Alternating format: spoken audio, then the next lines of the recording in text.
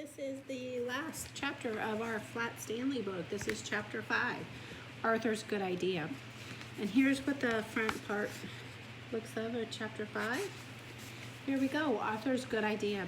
For a while, Stanley Lambchop was a famous name. Everywhere that Stanley went, people stared and pointed at him. He could hear them whisper, "Over there, Agnes, over there.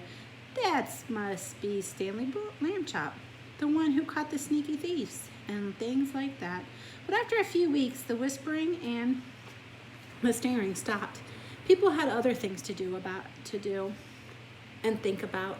Stanley didn't mind. Being famous had been fun, but enough was enough. And then came a further change, and it was not as a pleasant one. People began to laugh and make fun of him as he passed by.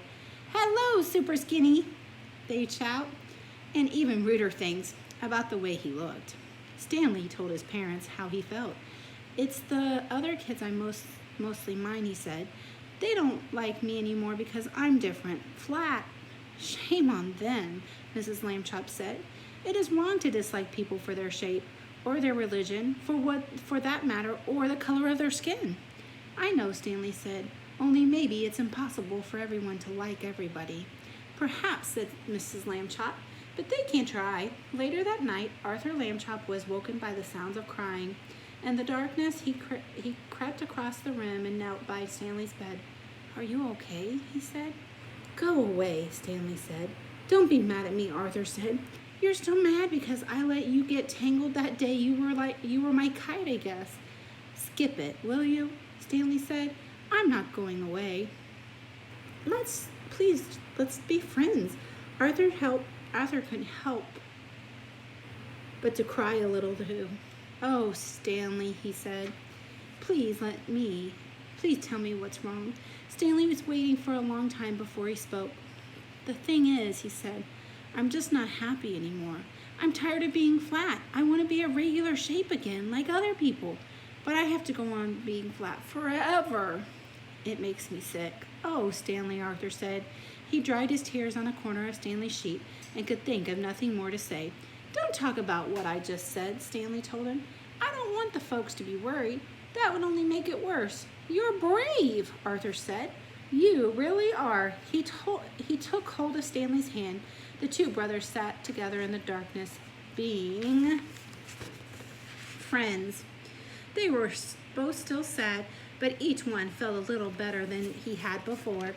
And then, suddenly, though he was not even trying to think, Arthur had no idea. He jumped up and turned on the light and ran to the big storage box where toys and things were kept. He began rummaging through the box. Stanley sat up in bed to watch. Arthur flung aside a football and some lead soldiers and airplane models and lots of wooden blocks. And then he said, "Aha!" He had found what he wanted, an old bicycle pump. He held it up, and Stanley and he looked at each other. "Okay," Stanley said at last, "but take it easy." He put the end of the long tube hose in his mouth and clasped it with his lips tightly. But it was so that no air could escape. "I'll go slowly," Arthur said. "If it hurts or anything, wiggle your hand at me." He began to pump. At first, nothing happened, except that Stanley's cheeks bulged a bit. Arthur watched his hands, but there was no wiggle signal, so he pumped on. Then suddenly, Stanley's top half began to swell. "It's working! It's working!" shouted Arthur, pumping away. Stanley spread his arms so that his air could get around inside him more easily. He got it bigger and bigger. The buttons on his pajama top burst off. Pop, pop, pop. A moment more, and he was all around, out. Head and body, arms and legs, but not his right foot. The foot stayed flat. So here they are, pumping Flat Stanley up. Notice how his feet are flat. Arthur stopped pumping. "It's like trying to do the very last bit of those long balloons," he said. "Maybe a shake would help." Stanley shook his right foot twice. With a little whoosh sound, it swelled out to match the left one.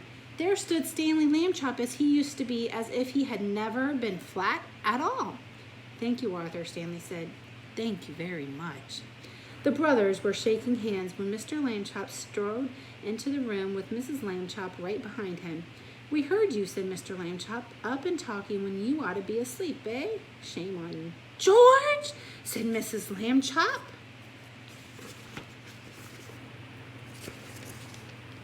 "Stanley's round again." "You're right," said Mrs. Lambchop, noticing. "Good for you, Stanley." "I'm the one who did it," Arthur said. "I blew him up." Everybody was terribly excited and happy, of course. Mrs. Lambchop made hot chocolate to celebrate the occasion, and several toasts were drunk to Arthur for his cleverness.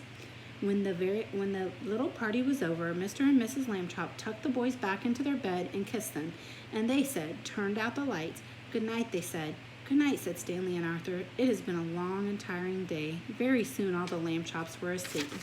Here they are, enjoying cookies and hot chocolate. I hope you enjoyed the story, Flat Stanley.